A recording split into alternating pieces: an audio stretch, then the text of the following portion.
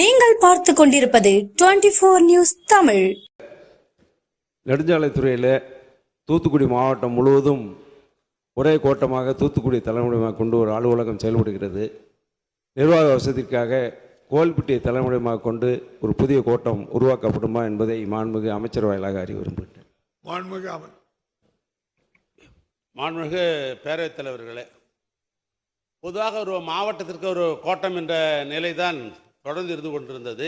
அதில் குறிப்பாக மாண்புமிகு அண்ணன் கலைஞர் அவர்கள் முதலமைச்சராக இருந்த பொழுதுதான் ஒரு மாவட்டத்தில் சாலையை மையப்படுத்தி தான் கோட்டங்களை பிரிக்க வேண்டும் என்று அது முடிவு செய்யப்பட்டு எங்கள் திருவண்ணாமலை மாவட்டத்திலேயே ஒரு மாவட்டத்தில் 2 கோட்டங்களை அவர் தான் அமைத்து கொடுத்தார்கள்.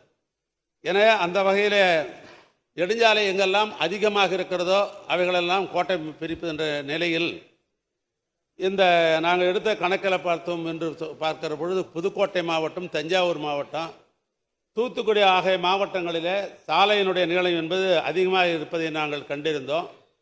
அந்த வகையில் தூத்துக்குடி மாவட்டத்தில் மாநில நெடுஞ்சாலை பொறுத்தளவுக்கு 349 கிலோமீட்டர், மாவட்ட முக்கிய சாலை 328 கிலோமீட்டர், மாவட்ட இதர சாலை என்றால் 1540 கிலோமீட்டர், ஏறத்தாழ 2217 கிலோமீட்டர்கள் அதிகமாக இருக்கிறது. இதனால் நிர்வகிப்பதில் சிரமம் இருக்கிறது. எனவே முதலமைச்சருடைய கவனத்துக்கு கொண்டு போனோம். நம்முடைய தூத்துக்குடி மாவட்டத்தை 2 கோட்டங்களாக பிரிக்கலாம், ஒரு கோட்டத்தை கோவில்பட்டியை தலைமையிடமாக கொண்டு பிரிக்கலாம் என்று முதலமைச்சருடைய கவனத்துக்கு கொண்டு போனோம். இப்பொழுது முதலமைச்சர் அவர்கள் இந்த வாரம் அது குறித்து எங்களை ஆய்வுக்கு கூப்பிட்டிருக்கிறார். எனவே முதலமைச்சருடைய கவனத்துக்கு கொண்டு ஆய்வை முடித்து கொண்டு இந்த ஆண்டை இதை கொண்டு வரதுக்கு அரசு முயற்சிக்கும்.